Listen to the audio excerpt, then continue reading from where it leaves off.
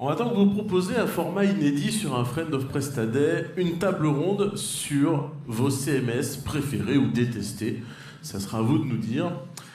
Et donc on a mis 4 experts, c'est les meilleurs des meilleurs. Enfin, sauf un. Qui vont vous parler chacun, pouvoir répondre à vos questions et vous parler chacun d'un CMS. Alors on a Monsieur Magento, c'est Monsieur en short. On a Monsieur Silius de Imagma. Donc Monsieur Magento, c'est Advisa. Pardon, excusez-moi. Hervé, donc de Advisa, Monsieur Magento. Loïc, Monsieur Silius de Imagma. Samuel, Monsieur Shopify de Nookium. Je l'ai bien dit. Et Thomas, Monsieur PrestaShop de 7724 by Profileo. Donc on va démarrer cette table ronde. Attendez, j'ai un coup de fil et je suis obligé de le prendre. Salut. Ah, c'est Nico. Ouais, salut, tu vas bien, Nico? Bah tu sais, là, je suis dans la conférence Friends of Presta quand même. Donc, ah ok, tu veux me montrer un truc en visio spécifiquement pour me parler du panorama des CMS en France? Tu déconnes un peu quand même, Nico. Là, on est devant tout le monde. Je sais pas si on peut ou pas, d'après vous. On le prend en visio, Nico? Ah, faut que je vous dise qui c'est quand même, Nico. Un ex-VP de PrestaShop. On le prend ou on le prend pas? Allez, on le prend.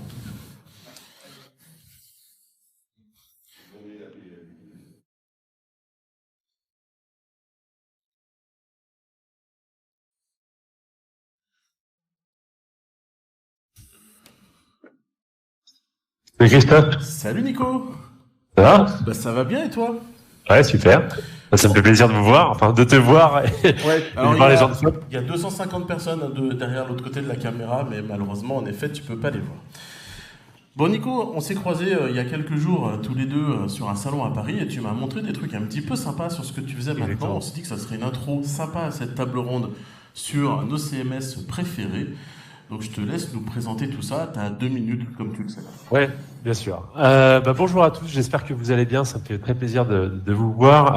Avec Christophe, on a discuté effectivement la semaine dernière d'un sujet sur lequel je bosse depuis quelques mois. Il s'agit d'avoir en fait, avec le Botin, donc la boîte que j'ai fondée, la vue la plus propre des sociétés qui gèrent le e-commerce en France. Donc, avec le travail que j'ai pu faire, j'ai pu reconstituer une partie du marché français, donc des entreprises qui vendent en ligne. On a aujourd'hui en base à peu près 135 000 sites transactionnels et les 120 000 sociétés qui sont derrière.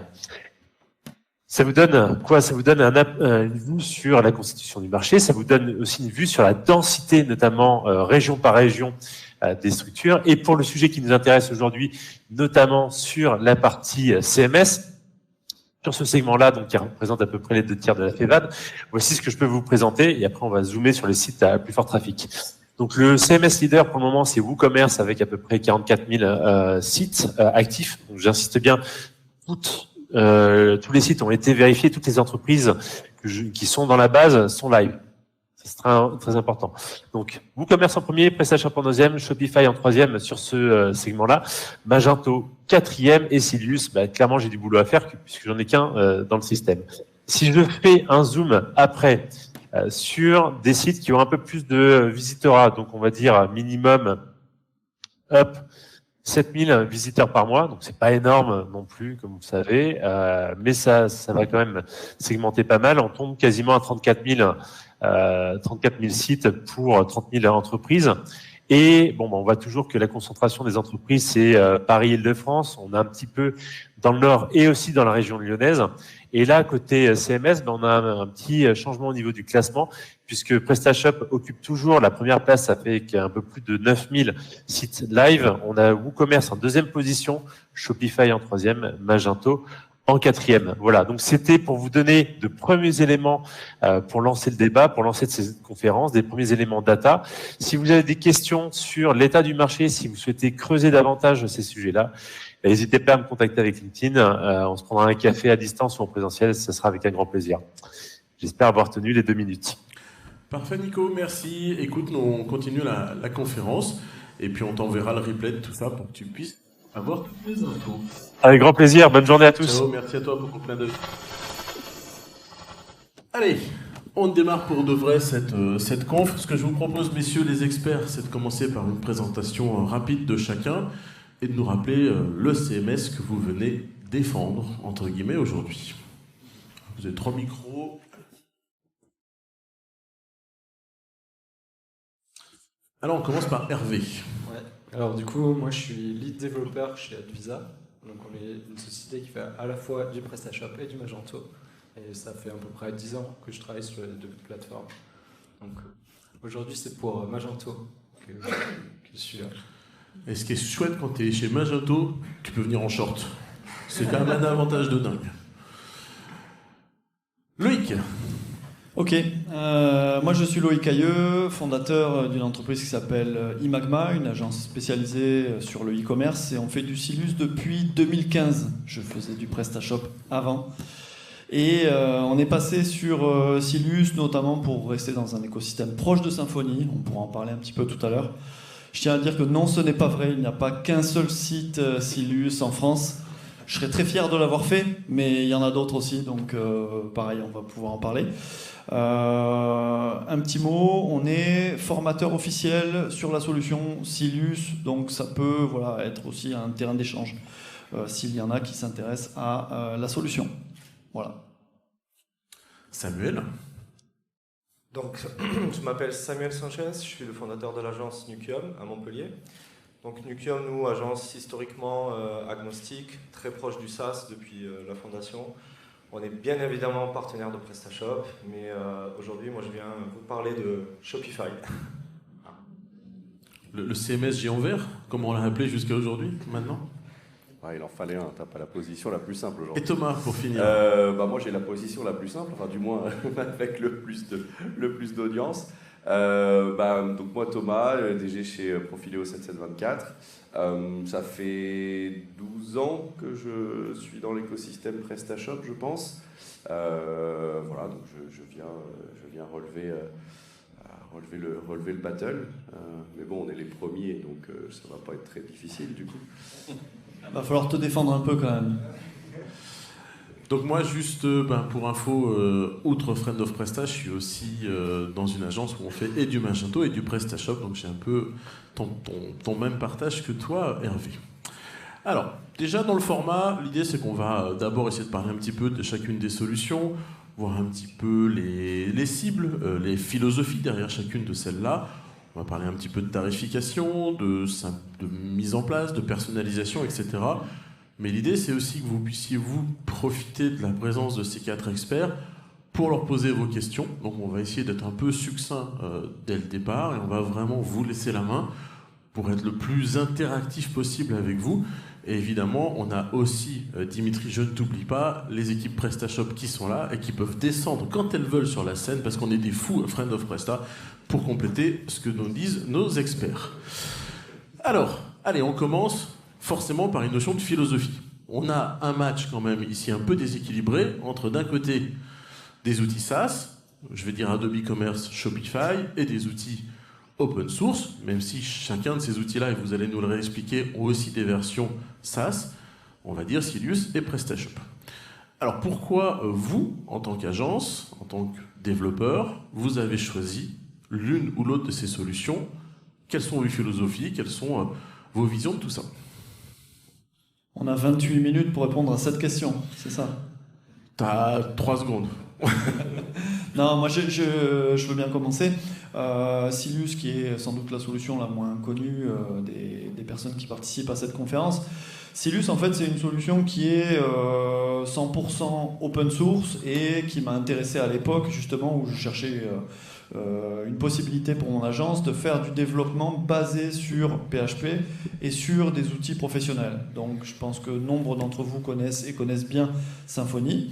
On est parti sur Silus qui épousait vraiment la même philosophie de dire vous avez accès au projet dès son démarrage. C'est pas une injection qui a été faite d'un produit qui viendrait comme ça. On a vraiment vu le produit naître, évoluer et une communauté se créer. Et aujourd'hui, c'est l'essentiel de ce qu'est cette solution. On pourra en parler, il y a une version qui est payante, Silus Plus, mais aujourd'hui, elle est quand même assez minoritaire dans ce que représente le business de Silus. Voilà pour ce qui est, il n'y a pas de version SaaS qui soit aussi avancé que ce qu'on peut retrouver dans d'autres écosystèmes, Adobe ou Shopify. Ok, donc toi, un choix de partir sur une plateforme open source et de pouvoir, tu le disais tout à l'heure, et on se repassera tous la main là-dessus, d'aller vers de la simplicité, de ne pas avoir des choses qui font le café, les sandwichs et tout le reste, mais vraiment se baser sur un outil stable et simple. C'est exactement ça. Il y a déjà des solutions que j'appellerais full stack qui permettent à un e-commerçant ou une agence de monter très rapidement un e-commerce avec voilà, tout le set de fonctionnalités, ou en tout cas l'essentiel du set de fonctionnalités nécessaires. Ce qu'on essaie de faire avec Silus, c'est de repartir à la base. De quoi on a besoin? On a besoin d'un cœur e-commerce qu'on va pouvoir personnaliser pour répondre à des enjeux qui sont très précis. Et c'est ça qui souvent est le plus difficile dans les projets e-commerce, aussi bien à la création et encore plus à la maintenance. Donc la mission de Silus, elle s'arrête là, proposer une boîte à outils, un framework e-commerce qui permet d'adresser ces points durs qu'on retrouve tôt ou tard dans la croissance d'un business. Ok, on passe le micro à un des autres experts pour nous parler de sa vision, de sa philosophie du e-commerce et pourquoi son choix de tel ou tel CMS. Moi, je vais prendre le relais. Alors Shopify, pour ma part, il s'est imposé à nous en 2018. Pour recontextualiser, c'est avènement du dropshipping, forte traction des marchands, très peu de solutions dans les écosystèmes avec lesquels on travaillait déjà, dont PrestaShop. Donc on a été un petit peu forcé de s'onboarder sur la solution pour pouvoir répondre à ces problématiques-là et pour pouvoir y répondre de manière efficace avec des budgets qui étaient adaptés à ces nouveaux retailers. Puis il y a eu un creux, clairement, quelques années où c'est passé un petit peu sous les radars, beaucoup moins de traction, beaucoup moins de trend. Et forcément, depuis quelques temps, on sait tous qu'il y a beaucoup d'effervescence dans cet écosystème-là en France. Donc c'est de nouveau un sujet d'actualité. On a, en fait, nous, en tout cas, de la manière dont on le vit au quotidien, on a des marchands aujourd'hui qui arrivent et qui nous demandent du Shopify. Donc ils vont arriver avec un cahier des charges, ils veulent absolument cette typologie de boutique, ces technos, ces partenaires, cet écosystème. Donc on est obligé quelque part de continuer à s'intéresser à cet écosystème, de continuer à monter en compétences et puis pour pouvoir continuer à adresser clairement ces marchands-là. On a une petite particularité, c'est qu'on est développeur d'applications Shopify, donc on est même aujourd'hui plus sur la partie développement d'applications, ou vraiment sur la partie technique pour Shopify et surtout pour l'écosystème d'applications. Voilà, donc pour résumer, historiquement, dropshipping, Shopify qui débarque, et puis aujourd'hui la traction qu'on connaît, alors c'est déséquilibré en fonction des régions en France, il y a des régions qui sont plus dynamiques que d'autres aujourd'hui sur la demande. Mais voilà, pour vous dresser un état des lieux de l'historique sur ce CMS. Merci Sam. Allez, on va passer la main à Hervé. Alors Hervé, c'est sympa, c'est que c'est le gars, il développe et sur Magento et sur PrestaShop. Et moi, parce que moi je vends les deux, hein, je suis un peu commercial, donc je vends du Magento et du PrestaShop. Et je vais poser la question maintenant, Hervé, comment ça se fait que Magento c'est 3 ou 4 fois plus cher que PrestaShop? Il me dit, tu sais, en fait c'est simple, moi PrestaShop c'est un jeu et Magento c'est mon boulot. Et je te laisse la main du coup. C'est un peu l'idée au niveau de la complexité applicative. Donc Magento, il est né à peu près en même temps que PrestaShop en 2008. Donc c'est un concurrent depuis longtemps, mais qui a une portée beaucoup plus internationale, avec une vision américaine qui pose un certain nombre de problèmes. Au niveau des implémentations disponibles, il était surtout majoritairement open source, avec une version enterprise qui apporte un support par l'éditeur, qui était donc il faut savoir que là on est sur la version Magento 2 qui apportait une très grande différence par rapport à Magento 1. Ce que le PrestaShop n'a pas fait, c'est qu'ils ont vraiment fait la bascule entre les technologies, ce qui a entraîné une rupture et pas mal de départs dans l'écosystème. Et la solution a été rachetée par Adobe il y a quelques années, donc ils ont mis plus d'1 milliard pour acheter la solution. Et donc derrière, maintenant, ils sont en train de monétiser la solution. Et ils ont rebrandé du coup la version payante en Adobe Commerce. Et donc, le gros avantage de cette plateforme, qui est de plus en plus poussée par l'éditeur, c'est qu'il va apporter un support par Adobe qui est demandé par les DSI dans des grands groupes, ce qui fait que nous, sur des demandes, sur des projets Magento, c'est la DSI du client qui va vouloir venir pousser la plateforme parce qu'elle est connue pour sa scalabilité.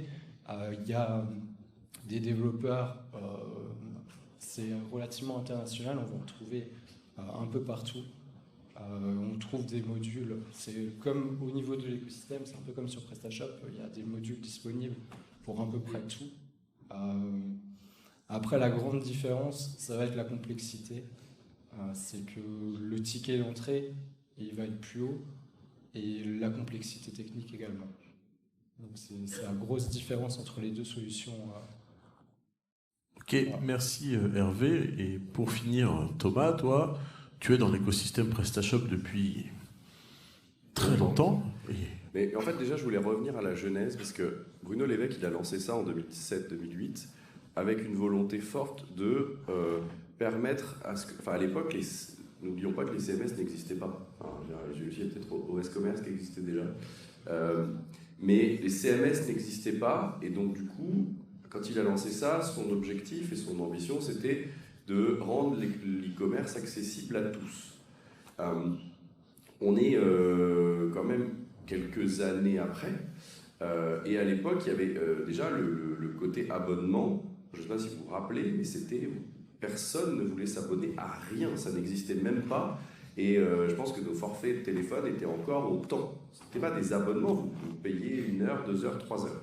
Donc il y avait, voilà, en fait, je reviens à ça parce que quand on est là et quand un logiciel est là depuis aussi longtemps, et on voit Magento et PrestaShop à l'époque, c'était le battle. Déjà, vous ne seriez pas là autour de la table, vous n'existiez pas. Mais en fait, on aurait été un battle à deux. Il y avait le gros, il y avait certains marchands qui allaient sur du Magento parce que voilà, ils voulaient faire comme les Américains, alors qu'en fait ils auraient été tout à fait sur un PrestaShop adapté. Et il y en a eu plein comme ça qui étaient en fait où Magento était un peu trop gros pour eux.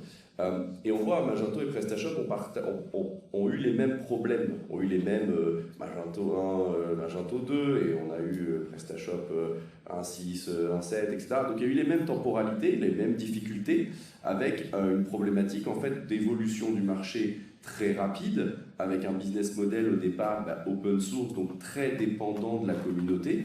Et du coup, donc c'est aussi pour ça, c'est que donc PrestaShop déjà était très accessible. Ça a été sa force et ça a été sa faiblesse parce que, on va pas se mentir, on est entre nous, on a tous un peu beaucoup trop bricolé. Et ça a fait des problèmes de qualité.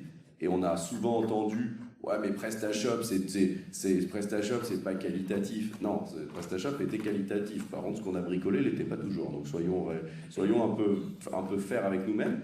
Et donc du coup, c'est voilà. Donc là aujourd'hui, donc PrestaShop c'est une solution accessible. Techniquement, on en parlait en préparant la conf et tu le disais, tu es bien plus calé que moi parce que moi techniquement je ne vous sers à rien, mais c'est quand même beaucoup plus accessible d'un point de vue développement. Tu disais en gros nous PrestaShop on en fait pour les projets jusqu'à 150 000 et au-dessus de 150 000 globalement c'est Adobe Magento. Je trouvais cette analyse assez intéressante. Donc oui, ça permet être accessible, ça permet, donc je sais que là aujourd'hui on est dans les d'appuyer les différences, parce que c'est là où c'est important, chacun doit appuyer ses différences, donc oui, la donnée t'appartient, etc. Mais la philosophie est un peu différente voilà, c'est accessible, la montée en compétences pour des équipes est quand même beaucoup plus simple qu'un Magento. Alors, Shopify, c'est un peu moins vrai, c'est peut-être un peu trop accessible. Du coup, voilà, donc c'est ça la philosophie. Je voulais revenir un peu sur ce passé-là, de dire on en est là aujourd'hui parce que voilà, il y avait, et maintenant le but c'est pas de rendre accessible l'e-commerce, parce que là je pense qu'il est absolument accessible pour tout le monde et il y a pléthore de solutions, du no-code, il y a d'autres solutions qui se sont lancées, etc. Enfin, voilà, donc maintenant c'est comment on rend vertueux l'e-commerce et comment on fait que l'e-commerce dans une phase où il est devenu mature, qu'il n'a plus de croissance naturelle, comment chaque business a la bonne solution au bon moment dans sa lifetime value. Alors c'est intéressant, tu me tends la perche et je vais l'attraper au vol, c'est parfait. Puis on en parlait un peu ensemble parce que, vous savez, moi des fois j'aime bien être un peu caricatural. Et donc moi en face de moi, moi j'ai Sam, c'est le gars qui bosse avec les influenceurs, les dropshippers, là, les gars qui nous volent la TVA sur Internet. Lui là c'est l'américain là qui nous vend des trucs à 150 millions. Lui c'est le gros tech là, tu sais, qui fait du Symfony. Et puis toi t'es le mec qui a un petit PrestaShop français. Alors j'ai un peu évidemment forcé le caractère, on est d'accord. Mais j'aimerais bien que vous nous réexpliquiez avec vos mots et pas avec ma vision très peu reluisante. Voilà, les business models et les cibles que vous allez chercher avec vos outils, vos CMS. Ok, on se met d'accord. Non, mais vous voyez, c'est très courtois quand même comme table ronde. J'avoue, je vous ai quand même un petit peu agacé là en lançant. Non, mais j'ai jamais vu une table ronde aussi éduquée, profitez-en. Non, c'est un sujet intéressant parce qu'en fait, moi je me suis pas forcément rendu compte quand j'ai fait un choix qui était essentiellement tech en 2015 d'aller chercher un outsider, et c'était vraiment plus que l'outsider, c'était un pari. 2017, Silus sort à 1.0, donc il faut se rendre compte que c'était pas hier ou avant-hier, c'était déjà il y a quelques années. Et force est de constater qu'on a essayé, et puis voilà, nos clients nous accompagnent encore depuis cette période-là. On a donc réussi à les amener sur une évolution de technologie. Et pourtant, technologie différente, voilà, on l'entend à chaque présentation, ça veut dire aussi évolution du business de l'agence et choix des clients qui peuvent matcher avec cette solution. Dans notre cas, ce qui ressort, c'est qu'il a fallu qu'on se focalise davantage sur les business qui ont besoin de personnalisation. Entre nous, essayer de faire avec Silus un projet en 20 jours qui va être super joli avec 3-4 éléments marketing qui claquent, et puis dire c'est bon, ça y est, c'est parti, on est capable de concurrencer Shopify, c'est mort. Et c'est plus que mort. En fait, on en est encore à la visionneuse de la page d'accueil. C'est pour vous donner une idée des outils qu'on n'a pas sur Silus. On ne les a pas. Par contre, on a une boîte à outils qui est fantastique et on va généralement commencer à bosser sur les API, sur tout ce qui est interconnexion avec le système d'information, sur tout ce qui va être fonctionnalité métier au cœur de la logique du business. Et c'est généralement là que ça pète pour un e-commerce qui tourne peut-être très bien depuis 4-5 ans, mais qui rencontre un plafond de verre. Et ce plafond de verre, nous, on l'a déjà rencontré sur d'autres technos, son coût, généralement, il est immense et on a même du mal à savoir quand est-ce que ça va s'arrêter. Cette sensation de dire, mais en fait, on se traîne une difficulté qu'on va avoir tout au long de la vie du projet. Avec Silus, on a réussi à switcher ça, on règle les problèmes majeurs et ensuite, effectivement, on fait de la personnalisation. Les typologies de projets qu'on adresse vont démarrer, j'ai envie de dire, minimum, aux alentours de 50 000 euros. C'est pas pour faire peur, c'est pas pour dire c'est plus cher, c'est moins cher, mais il faut un budget qui nous permet de faire un minimum de sur-mesure. Et après, ça dépend ce qu'on met dedans. On va effectivement monter sur des budgets qui sont entre 100 et 150. Et si vous avez une solution très complexe à développer avec beaucoup d'outils à mettre en place, c'est juste le temps de développement. Voilà la typologie de projet qu'on adresse. Donc c'est vrai que ça touche beaucoup à la tech, ça touche beaucoup à la personnalisation, et c'est là que ça brille en fait. C'est là qu'on arrive à avoir des réponses qui sont les plus pertinentes. Voilà. Alors, tout d'abord, je vous déconseille d'essayer d'exploiter la niche influenceur là pour le. Alors Shopify, ça va être un peu plus compliqué de répondre à la question. Déjà, vous savez certainement, c'est une plateforme qui propose plusieurs modèles. On a notamment 2 versions majeures distinctes de Shopify, Shopify et Shopify Plus. Et ne serait-ce qu'au niveau de Shopify, il y a 3 plans avec 3 modèles de tarification et puis 3 niveaux de fonctionnalité et d'accès API qui vont être plus ou moins évolués. Donc en réalité, j'ai envie de dire, un projet Shopify, ça peut démarrer à 0 €, même en agence. Et ça peut monter aussi sur des typologies de budget similaires à du Silus. Les cibles, elles sont multiples aussi. Ça peut être des marchands qui sont constitués d'équipes marketing. C'est typiquement là une cible de choix pour Shopify. Où on va avoir besoin d'onboarder des gens sur un outil très rapidement, de leur donner une autonomie maximale, de leur donner vraiment les possibilités de se concentrer sur sur leur métier d'e-commerçant, et puis aussi de leur donner de l'autonomie sur tous les sujets marketing, acquisition, etc., fidélisation. Ça, voilà, c'est vraiment une des cibles faciles, on va dire. On va pouvoir également adresser tout un tas d'e-commerçants différents sur toutes les verticales aujourd'hui à peu près. Et pour ça, il faudra bien évidemment partir sur des plans plus élevés. Il va falloir également enrichir la plateforme d'application. Donc là, c'est un des gros enjeux quand on fait du projet Shopify, c'est arriver à construire une stack d'applications qui va être cohérente avec le projet, avec le marchand, avec ses équipes, et qui va aussi être cohérente avec son budget, puisque là, pour le coup, chaque application va arriver avec un modèle économique qui lui est propre. La dernière cible, après, c'est plus Shopify Plus, où là, aujourd'hui, Shopify Plus va adresser le mid-market. Donc après, ça dépend comment on qualifie le mid-market. Historiquement, essentiellement B2C. Aujourd'hui, c'est plus tellement le cas. La cible, elle est multiple, là aussi. Shopify Plus va adresser des marchands B2B, va adresser des marchands qui sont multi-zones, multi-régions, multi-devises, etc. Voilà, donc c'est un peu plus compliqué de répondre dans le sens où la solution, elle est très morcelée en termes de cibles et de pricing, mais aujourd'hui, le panel de cibles est relativement complet.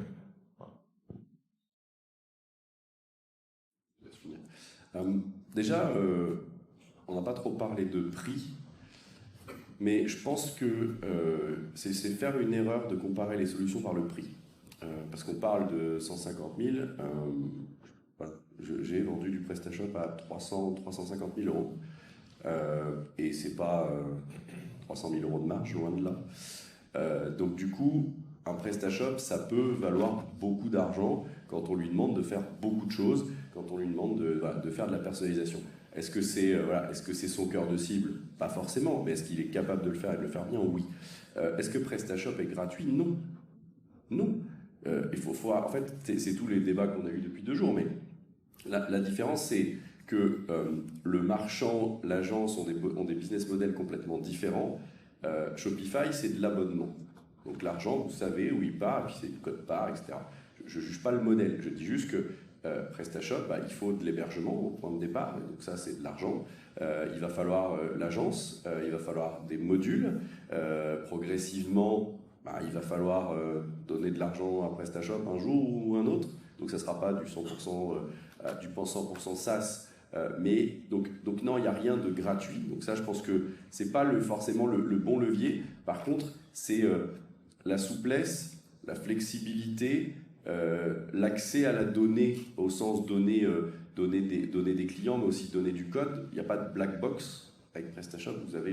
Vous avez l'entièreté du code. Vous pouvez faire ce que vous voulez. J'ai eu une conversation off après avec Sébastien ce matin, Tortue. Je disais tiens, mais on n'a pas parlé. C'est une question que je voulais te poser, mais toi qui est agnostique parce qu'il intervient en optimisation, pourquoi t'aimes bien qu'est-ce que t'aimes mieux quand tu bosses sur un projet PrestaShop?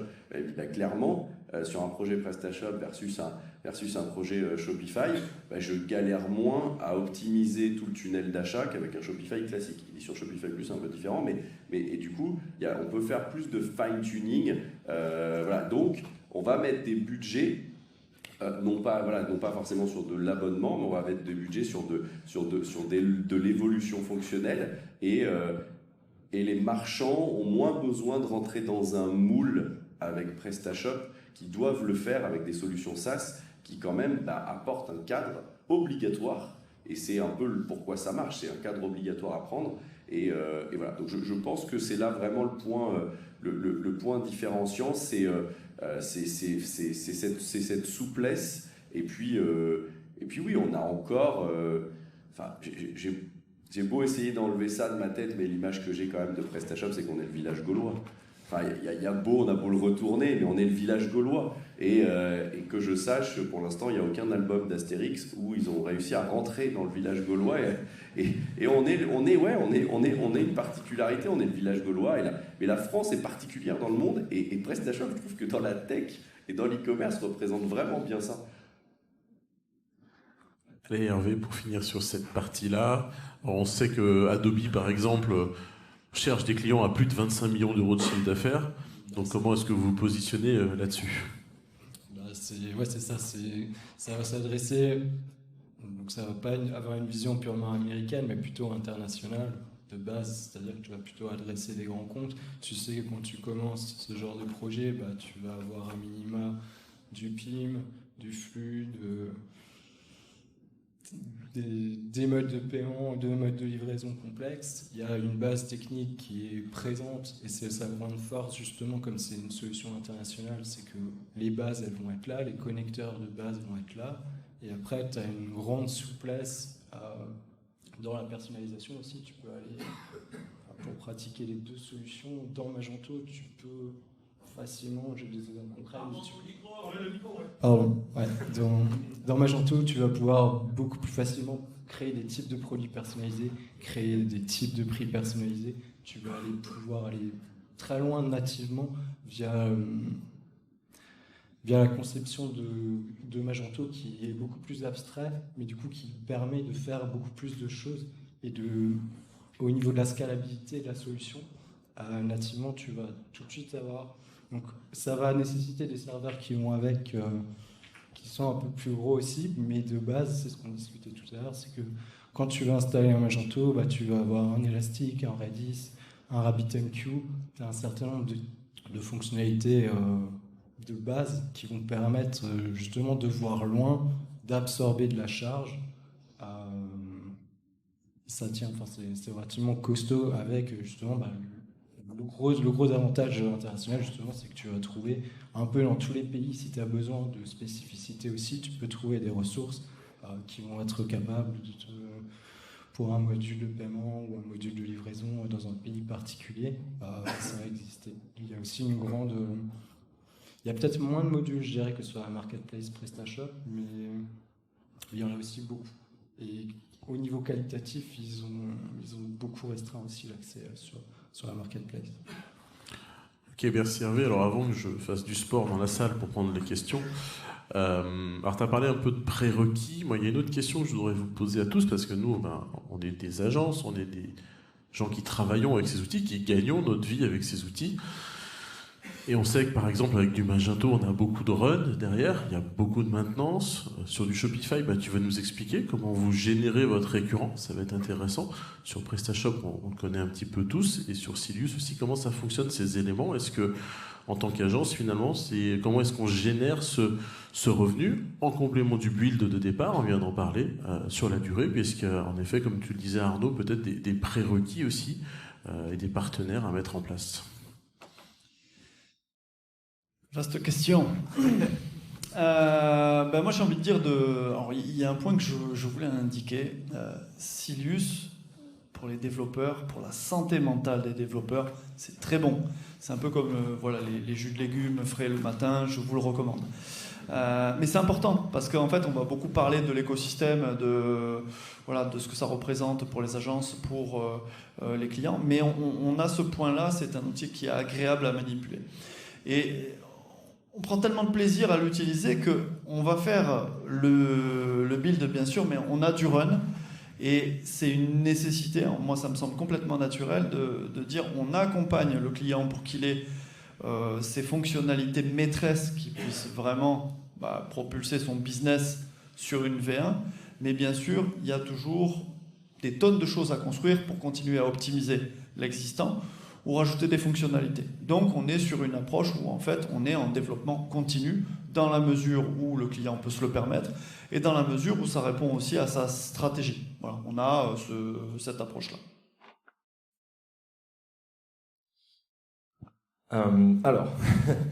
Donc effectivement, la génération de revenus récurrents pour une agence, c'est le nerf de la guerre. Et effectivement, de prime abord, on peut se dire, et c'est d'ailleurs assez réel, que sur Shopify, il y a une bonne partie du travail des agences qui est de fait obsolète. On ne va pas forcément parler de TMA, on ne va surtout pas parler d'hébergement, on va plutôt... on n'a pas les mêmes besoins, le marchand n'a pas les mêmes besoins. On n'a pas besoin d'avoir un développeur à disposition pour être là si jamais il y avait un bug qui se produisait sur le corps, puisque c'est des situations qui sont complètement hors du scope de l'agence. sur le Shopify, on va dire, en dehors de Shopify Plus.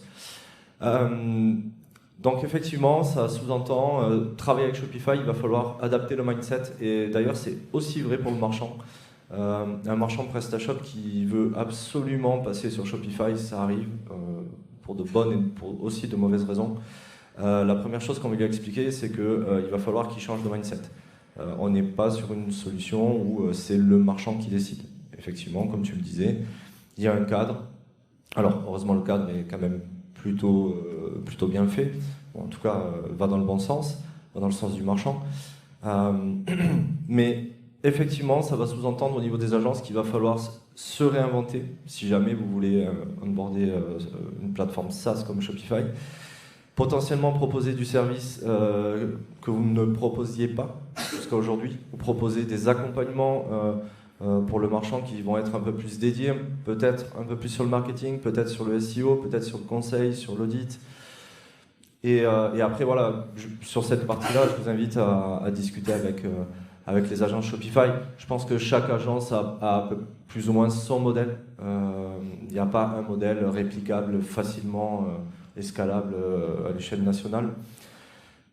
Mais c'est une vraie problématique et c'est une vraie question, et c'est vraiment le point à anticiper pour les agences.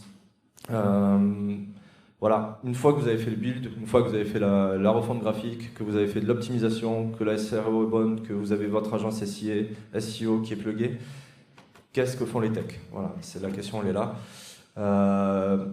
Je vais juste un peu temporiser ce que je dis aussi, c'est que vous avez la possibilité de faire de la customisation sur Shopify. Il y a tout un tas d'API, tout un tas de concepts d'ingénierie qui sont à votre disposition que vous pouvez exploiter. Vous pouvez même, par exemple, faire de l'application custom pour vos marchands. Et là, la différence, c'est que vous êtes complètement libre. Là, au niveau stack technique, c'est peut-être là où vous allez pouvoir vous amuser. C'est à vous de choisir vos frameworks, de choisir votre stack cloud, de choisir voilà, la stack technique complète que vous allez mettre en place. Et là, peut-être qu'il y a aussi des pistes de génération de TMA, typiquement sur ce genre de choses. Voilà. Moi, je pense que par contre, il y a un sujet où tout l'écosystème doit remercier Shopify, c'est que ça nous a bougé le cul sur un vrai truc. On était biberonné à de la TMA corrective facile.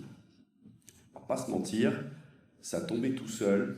Ok, il y avait toujours quelque chose. On n'avait pas besoin d'être hyper proactif avec le marchand.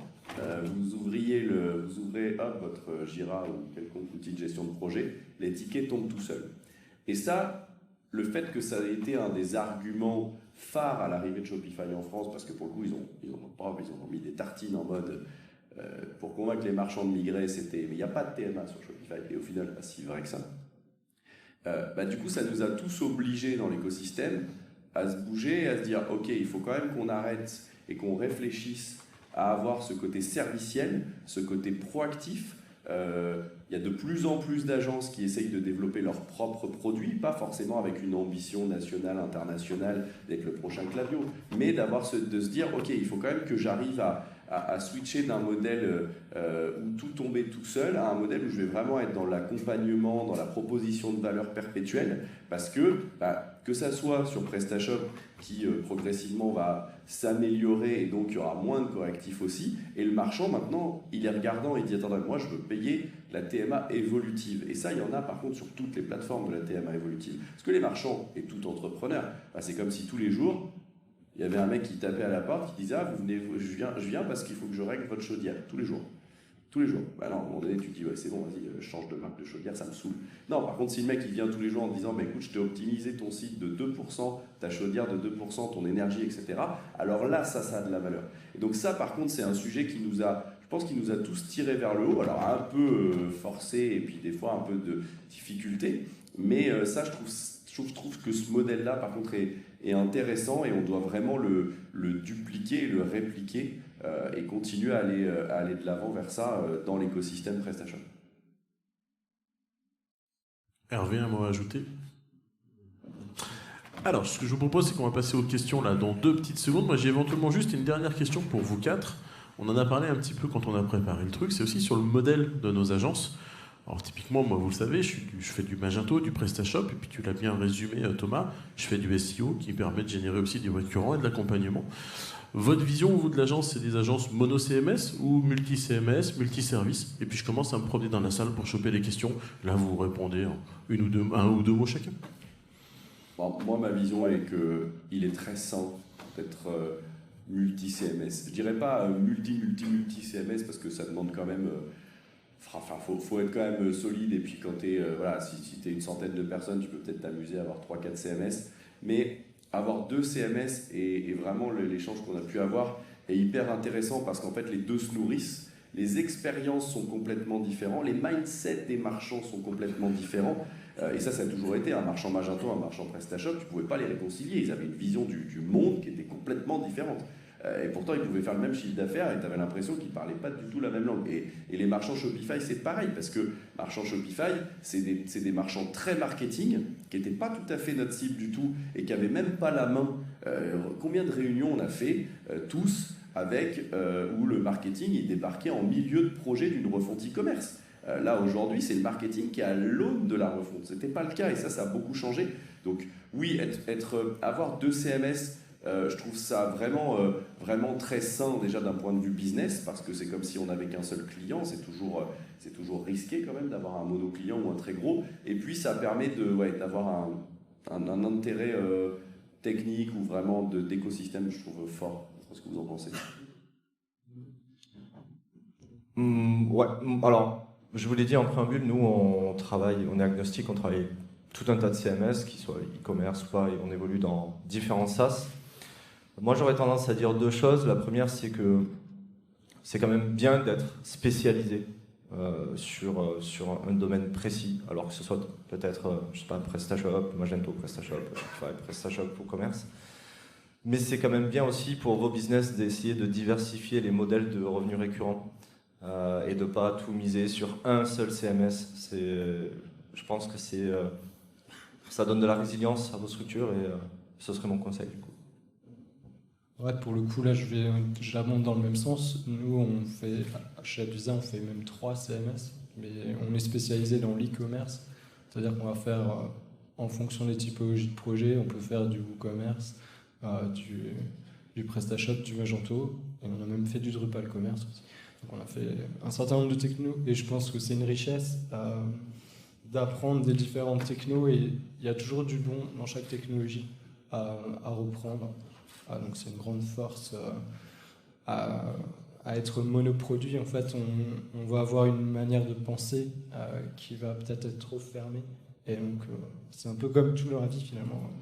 C'est qu'il faut être ouvert sur ses idées et pas toujours penser avoir un mindset ouvert, ça va permettre de progresser plus vite et de se dire qu'on a toujours besoin d'apprendre, que rien n'est figé. Puis ça va aussi limiter les risques d'avoir plusieurs plateformes. Voilà. Ok, c'est là que je casse tout. Je suis contre les multisolutions. Non, pas du tout. Par contre, réellement, ce que nous pratiquons chez Imagma, on est une dizaine de tech et sur du e-commerce, on ne fait que du Silus. On est très content avec ça. Ça rejoint, je pense, la notion de spécialisation. On a eu beaucoup à faire pour acquérir les facilités qu'on a aujourd'hui. Et on est toujours content de les exploiter. Après, ce n'est pas une monosolution en soi. On a Symfony qui est derrière et qui est un framework. Et du coup, très rapidement, on arrête de parler e-commerce et on parle application. On parle API, parce qu'on a API Platform qui est derrière, qui nous permet d'ouvrir aussi très facilement des API. Donc, voilà, sur le principe, en réalité, aujourd'hui, on est monosolution. En tant que dirigeant d'une entreprise qui fait beaucoup de e-commerce, je reste toujours attentif à ce qui se passe, y compris dans d'autres écosystèmes. Vous avez peut-être entendu parler de Medusa.js. Dans l'écosystème JS, il y a vraiment plein de solutions qui méritent le coup d'œil et qui participent de cette diversité dont on a besoin. On ne sait pas d'ici 5 ans ce que sera le paysage du e-commerce. Et notre job, finalement, c'est de toujours avoir un œil dessus en disant tiens, il y a peut-être un truc qui va démarrer. Et c'est ça qui est cool, c'est ce qui fait que ça bouge. Donc, continuons. Allez, on va bouger. Enfin, surtout moi, je vais bouger. Je vais aller prendre les questions. Déjà, avant que je prenne les questions, moi, je pense qu'on peut franchement les applaudir. Ils ont été canons.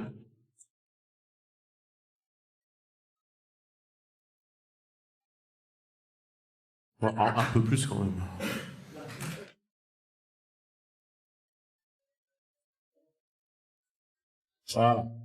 Là, c'était bien. Je sais que certains, d'ailleurs dans les questions, certains avaient très très peur de cette table ronde en se disant ça va être chacun va défendre son carcan. J'ai bien envie d'avoir vos retours parce que on a essayé de ne pas faire ça.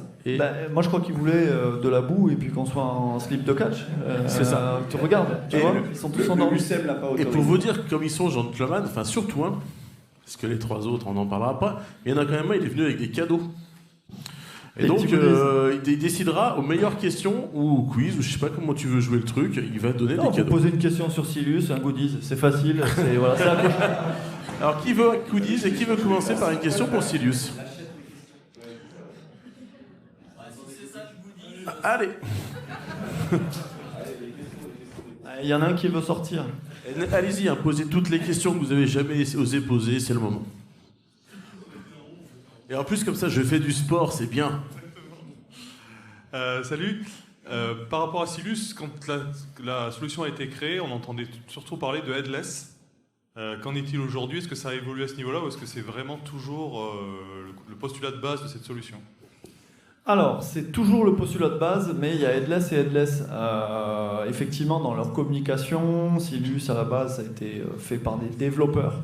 C'est d'ailleurs une image que la solution se traîne encore. C'est fait pour les développeurs. En fait, non, c'est fait pour faire du e-commerce. Je crois que c'est mérité. On l'applaudit. Belle question. En fait, le headless, si vous le voyez pas passer, il a juste été refondu 2 fois depuis le démarrage. On avait une première version qui était, on va dire, version Symfony 2015, qui était assez difficile à utiliser et difficile aussi à faire évoluer. Il y en a eu une deuxième qui est arrivée à partir de 2017, qui là est plus orientée front. Donc on a commencé à avoir des vrais outils pour faire du front en headless. Et vous avez sur la 1.13 qui va sortir dans les semaines qui viennent et la 2.0 qui suivra cette année, une refonte complète avec l'arrivée de API Platform 3. Donc ça, en gros, pour faire simple, pour ceux qui ne connaissent pas, c'est la référence en termes de stabilité et d'outils pour ouvrir des points d'API. Vous pourrez utiliser les points d'API de Silus et développer les vôtres avec la même facilité.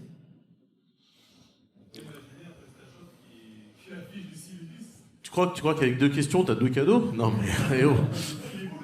Par contre, moi, je veux souligner que même si ceux qui ont la hype technique font et refont en avançant. Moi, je dis ça, je dis rien, mais faire et refaire, c'est toujours avancer. Donc, je sais pas comment je dois le prendre. Très bien, très bien. Très bien. Je le prends bien. C'est un message Okay, pour l'écosystème PrestaShop, c'est que faire et refaire, c'est qu'on avance quand même. Non, bien sûr, bien sûr. On se trompe techniquement. Enfin, il y a voilà. Les choix techniques ont été faits, ont été refaits parce qu'ils n'étaient pas forcément les bons dès le départ. Ouais, tout à fait. Puis moi, j'ai fait du PrestaShop et j'ai quitté le navire juste avant la 1.7 parce que j'ai senti que c'était voilà quoi. Il y avait un truc. Mais blague à part, je tiens à saluer vraiment tout ce que j'ai vu en termes d'évolution sur PrestaShop. Je crois que j'ai plus suivi les blogs PrestaShop à partir de la 1.7 que ce que je faisais avant. Et c'est très intéressant ce qui s'est passé et la mutation que la communauté, la solution ont réussi à faire. C'est la clé. Toute solution qui n'arrive pas à passer ça est destinée à mourir. Donc voilà, et tu l'as dit, c'est valable pour toutes les solutions, ce principe-là.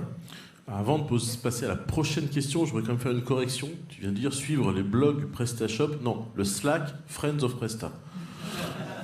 Je vais m'y mettre, promis. Alors, question suivante. Juste une petite question rapide. La phrase en latin là, qui est en bas de la tasse, tu nous expliques vite fait? Ouais, ça, j'ai dû faire ça en soirée. Donc, codice refactorum est. Ça veut dire, gars, fais du refactoring de ton code. Tu peux faire mieux. Il y avait une question qui était, je sais plus où, par là. J'arrive.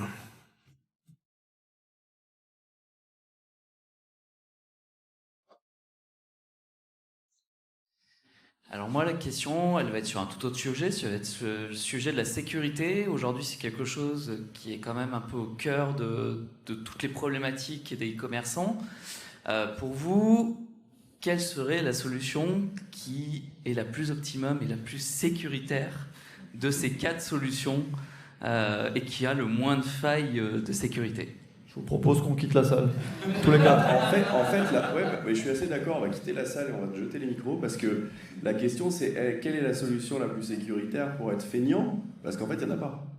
Il n'y en a pas, et je crois que j'ai pas vu Vincent de TouchWeb aujourd'hui, mais pour le coup, je lui aurais bien laissé la place, parce que je pense qu'il pourrait nous faire une liste pour les quatre, en nous mettant des fessées à tous les quatre, et pas vraiment à tous les quatre en termes de CMS, mais il n'y a pas de miracle en sécurité. Je pense que ça, c'est un truc qu'on a tous appris, et il y a des bonnes pratiques, et c'est pas parce que tu es sur du SaaS que tu es sécurisé, c'est pas parce que tu es sur de l'open source que tu es sécurisé, je pense pas.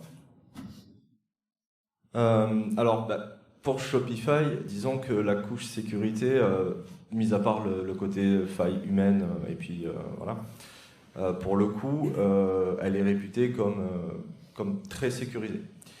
La différence, c'est qu'elle est complètement opaque. C'est-à-dire que là, c'est plus dans le périmètre de l'agence, c'est pas dans le périmètre du marchand, c'est dans le périmètre de Shopify. Ça vient avec l'infra. En revanche, les alertes de sécurité qui potentiellement pourraient se produire pourraient être bien plus graves, puisqu'elles pourraient toucher beaucoup plus de shops. Mais aujourd'hui, c'est quand même une des infras au monde qui est réputée une des plus stables, plus puissantes et plus sécurisées. Il y a des petits messages sympas. On va pas parler d'apocalypse tout de suite quand même. Concernant Silius, je suis à la fois très confiant et très conscient. C'est-à-dire qu'en termes de sécurité, je suis confiant parce que les briques sur lesquelles Silius a été développé et le niveau de qualité et de test de la solution, son niveau d'exigence par rapport à l'utilisation de librairies qui sont maintenues, qui sont récentes, qui sont testées, en fait une solution sur laquelle voilà, tout peut arriver. Et si une faille est identifiée sur une librairie, il faudra qu'elle soit corrigée aussi vite et aussi bien que sur n'importe quel logiciel ou solution qui utilise cette librairie. Mais on a quand même Symfony qui est là en backup, qui est un des standards de l'industrie du dev et qui est scruté par toutes les boîtes qui ont investi des millions en disant si ça tombe, on est mal. Donc globalement, on est quand même assis sur un joli morceau de software qui fait le job. Maintenant, les plugins. Maintenant, les développements spécifiques. On a les bonnes pratiques pour se préserver et elles sont vraiment... On ne peut pas les contourner. Enfin, si, à développer très mal, on peut passer au-delà. Mais globalement, tout est fait pour qu'on reste dans ces standards. Les plugins, il y en a très peu. Donc, on a très peu de risques à ce niveau-là. Voilà, ça, c'est peut-être pour la prochaine. Et du coup, on est quand même assez... Enfin, je me sens en confiance en utilisant Silius, là où je ne me sentais pas en confiance en utilisant d'autres CMS. Et je me disais, bon, on peut recevoir un mail bizarre à tout moment donné, parce qu'on a découvert une faille de sécurité qui est là depuis 5 ans. Voilà. J'ai pas, c'est un sentiment, vous direz, mais j'ai pas cette sensation sur l'écosystème Symfony Silius. Concernant Magento, ça va être à peu près la même problématique que sur Silius ou sur PrestaShop. C'est la surface d'attaque, elle est hyper large avec la liste des modules. Après, au niveau du corps de Magento en lui-même, il y a un support par version de 3 ans qui est donné par Adobe avec un patch à minima trimestriel de sécurité qui va être implémenté. Et à côté de ça, de facto, ils ont aussi implémenté des standards de sécurité qui sont un peu plus forts, par exemple, que ce qu'on pourrait avoir dans PrestaShop. On a les CSP qui sont actifs de base, par exemple. Des éléments qui seraient assez faciles à mettre dans PrestaShop aussi. Et voilà, mais il y a, avec le support Adobe, maintenant il y a une prise en compte de la sécurité qui est importante, mais il y a justement, vu le nombre de modules, vu le nombre de sites, il y a quand même des failles. C'est comme sur tout CMS. Mais maintenant, et avec le support, on est en mesure, s'il y a des failles critiques, il y a un système de patch qui permet de corriger très rapidement s'il y a vraiment des éléments bloquants. Allez, avant de passer aux prochaines questions, j'en profitais parce que je me suis assis là comme un spectateur pour faire 2 parenthèses. La première, vous êtes vachement beaux les gars, c'est chouette. Franchement, vous vous assurez sur vos petits fauteuils bleus. La deuxième, en fait, je me suis assis là un peu par hasard et je me suis rendu compte que devant moi, j'ai un monsieur qui s'appelle Jean-François Viguier, qui est le gars qui a géré tout le comité éditorial de ces 2 jours de conférence. C'est lui qui a planifié toutes les confs. Alors, un, je voudrais qu'on le remercie, et deux, je vais lui poser une question juste après. Donc déjà, on remercie Jeff parce que c'est lui qui a créé toutes ces confs.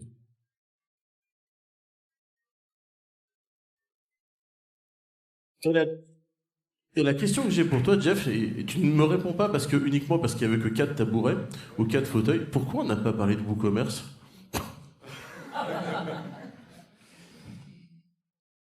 Je peux passer à la question suivante.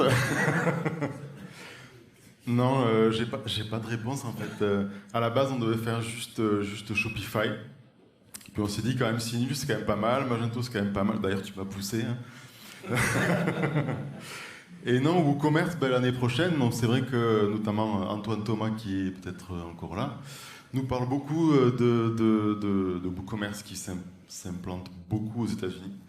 Donc peut-être pour l'année prochaine. Voilà, est-ce que ça répond à ta question? Je peux poser une question à Samuel, si j'ai bien compris, sur Shopify. En fait, quand tu m'entends? Quand tu développes une application, l'équivalent d'un module, on va dire Shopify, tu vas extraire des données que tu vas héberger sur ton infra.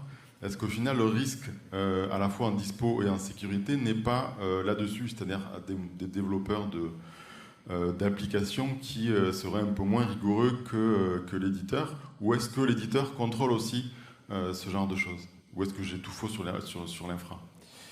Alors effectivement, j'en ai pas parlé, mais alors bien évidemment, le risque zéro, il n'existe pas, y compris sur Shopify. Et il y a des surfaces d'attaque possibles et qui viennent notamment des applications tierces. Donc effectivement, pour développer une application, il va falloir l'héberger, cette application. Et c'est pas vrai dans 100% des cas, parce qu'il y a, comme je l'ai dit tout à l'heure, il y a différents concepts logiciels qui sont à disposition des développeurs. Mais si on prend vraiment une application custom, elle sera hébergée par l'éditeur de l'application, pas l'éditeur Shopify. Donc déjà, effectivement, ça sous-entend que cette application est potentiellement faillible, qu'il faut la sécuriser.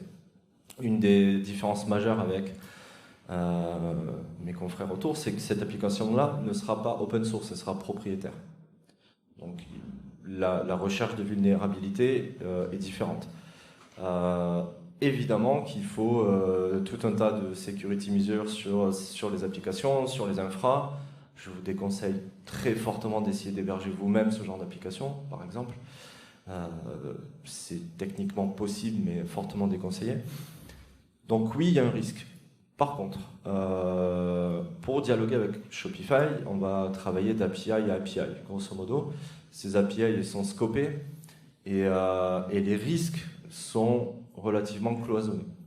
Mais imaginons effectivement le pire des scénarios, quelqu'un prend la main sur une application Shopify, il pourrait au pire des cas extraire de la data, modifier de la data, faire tout un tas d'opérations, mais de manière limitée. Voilà. On ne risque pas de se retrouver avec un défaçage. Enfin, les scopes sont relativement stricts. Les API ont des contraintes et des limitations. Et ne serait-ce que pour passer une validation en Shopify, il y a des batteries de tests de qualité, de sécurité, de SLA, etc. Donc il y a un gros contrôle de l'éditeur. Et là, je parle d'applications custom. Si on parle d'applications de paiement, là, on est sur des niveaux d'exigence de la part de Shopify qui sont bien plus élevés que ce qu'on va rencontrer sur un module de paiement PrestaShop, par exemple. Voilà, ça répond à la question. Merci Samuel. Allez, on va prendre une dernière question. Avant la dernière question, juste un petit point planning. Juste après, on a une petite pause de 15 minutes. Et après, n'oubliez pas, il y a encore une dernière conférence. Et c'est Stéphane Obadia, donc un de nos organisateurs locaux avec Pascal Devif qui est là, qui va faire la dernière conf. Donc rien que parce qu'il a fait un travail de dingue pour organiser le truc, ça vaut le coup de rester pour voir sa conf. Partez pas juste après la pause, c'est sympa de rester jusqu'au bout. Allez, une dernière question. Ils font pas peur, hein, ils répondent. Hein. Ah. Tu pouvais pas être plus loin. Je vais faire le tour. Hein.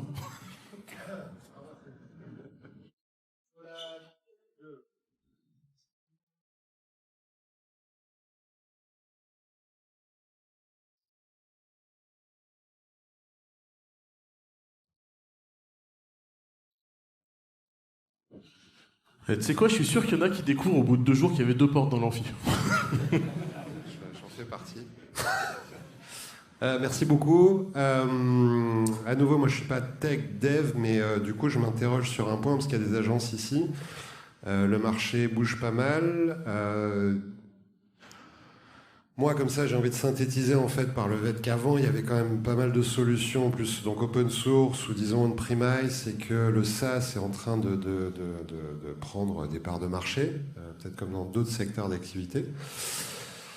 Ma question du coup, c'est en tant qu'agence, en fait, dans le cadre d'une agence, comment vous sélectionnez un nouvel outil? Déjà, j'imagine qu'il y a peut-être cet arbitrage open source SaaS, ok, mais une fois que ça c'est fait, est-ce que la décision elle est plutôt portée par ceux qui développent, qui codent, qui mettent en ligne les sites, ou le côté plutôt business de l'agence? Voilà. Est-ce qu'il y a une règle? Est-ce que c'est...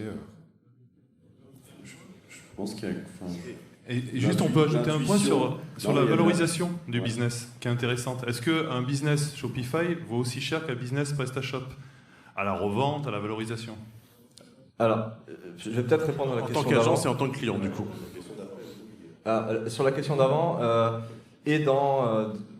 en position Shopify pour cette conf, c'est très facile sur Shopify parce qu'en fait, les stacks d'écosystèmes d'applications sont quasiment pré-mâchés. On a des structures qui sont réplicables et des structures qui sont, on va dire, no-brainers sur des verticales. Donc, si je veux adresser telle verticale, je sais que je vais utiliser tel CRM. Je vais utiliser telle solution de retour, telle solution de logistique, je sais que telle application va dialoguer avec celle-ci, etc. Et l'idée, ça va être de connaître les modèles de valeur ajoutée inter-application. Voilà, donc sur Shopify, c'est réplicable aussi sur différents marchés. Donc si on adresse la France, si on adresse le UK ou l'Australie, on ne va pas mettre en place exactement les mêmes stacks. Mais il y a quand même des choses qui sont très établies parce qu'en fait, l'écosystème d'applications SaaS sur Shopify, c'est au cœur de la solution. Shopify en tant que tel ne va pas apporter autant de fonctionnalités que d'autres CMS. Donc voilà.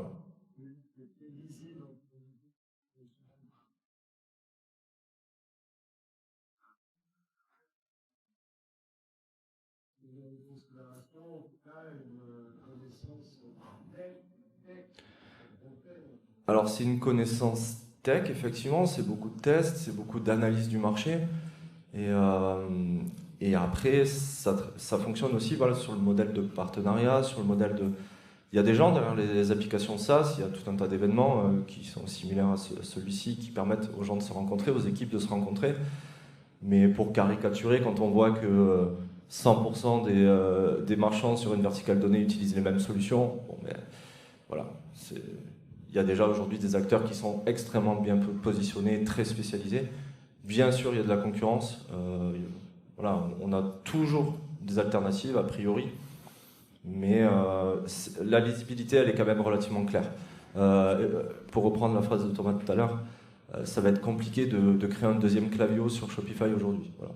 Il y a d'autres acteurs, il y a des acteurs qui émergent, mais il va falloir charbonner, quoi. Voilà.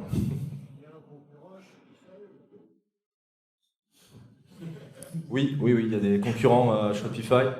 On peut rajouter Centra à la liste des solutions pour l'année prochaine.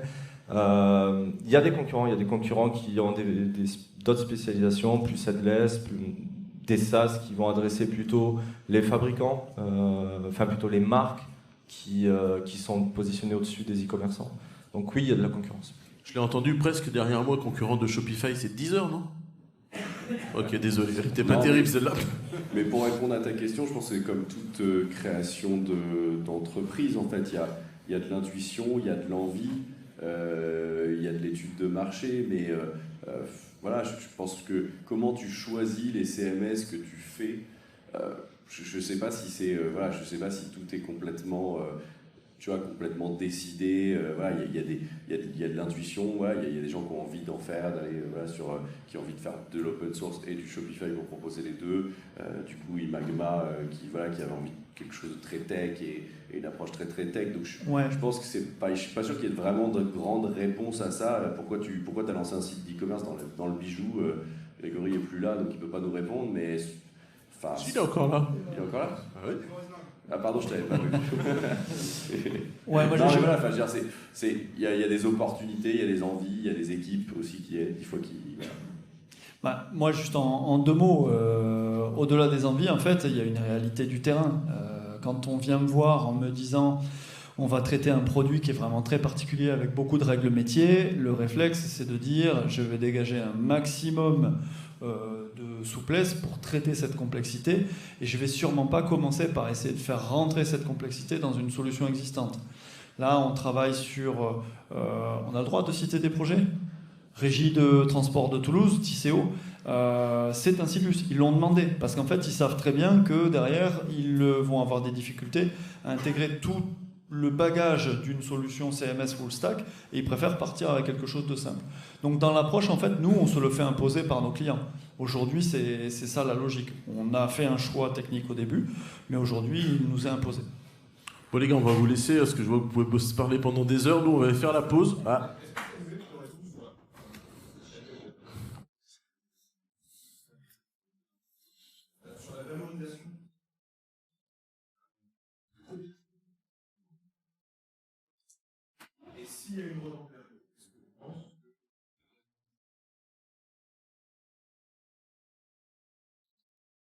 Alors, Vous avez pour tous la entendu première la partie, question, c'est ouais. hyper facile. Hein. On peut le passer sur Silus, on en parle.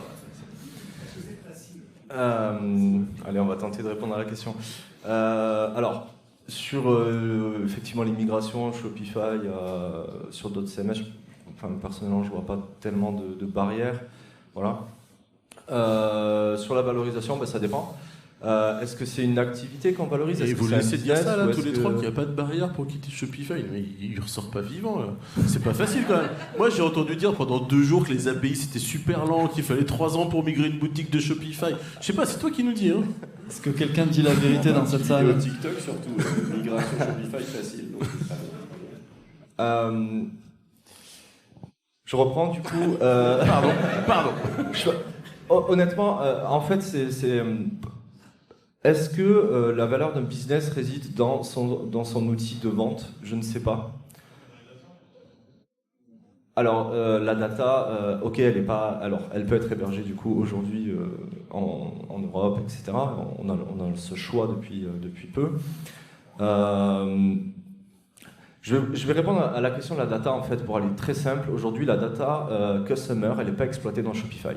Shopify, il en fait ce qu'il veut, mais une marque Shopify ne va pas l'exploiter dans Shopify. Sauf voilà, les marques qui se lancent, qui vont avoir très peu de stack marketing. Ce n'est pas Shopify qui porte la valeur data. Donc ceci étant dit, clairement, une marque aujourd'hui, elle peut tout à fait décider de migrer de Shopify vers PrestaShop ou inversement. Tant qu'elle a sa data customer, elle pourra continuer à fonctionner. Donc la valorisation, voilà. Si on est sur un cas de Silus typiquement où l'effort a été porté sur la technique, sur l'outil de vente, donc voilà, des choses très spécifiques, forcément que ça se valorise. Maintenant, un business où beaucoup de business aujourd'hui e-commerce vont se valoriser par la visibilité, la notoriété de la marque, le nombre de customers et tout un tas de KPI qui vont être liés au CRM et à ce que peut générer potentiellement la marque. Donc honnêtement, pour moi, c'est pas un vrai problème. Voilà. Jean-François, je pense que pour l'année prochaine, quand vous serez tous là, il faut qu'on trouve des gens qui soient capables de parler de valo, ce qui n'est pas notre cas, enfin du moins pas le mien. Et je pense que dans la partie édito, comment on valorise une agence, comment on valorise un e-commerce, quels sont les credentials aujourd'hui de valorisation d'une boîte, ça peut être hyper intéressant.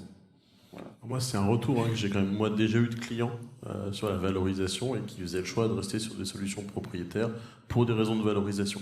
Après je pourrais pas rentrer dans le détail, mais moi j'ai eu des retours clients là-dessus.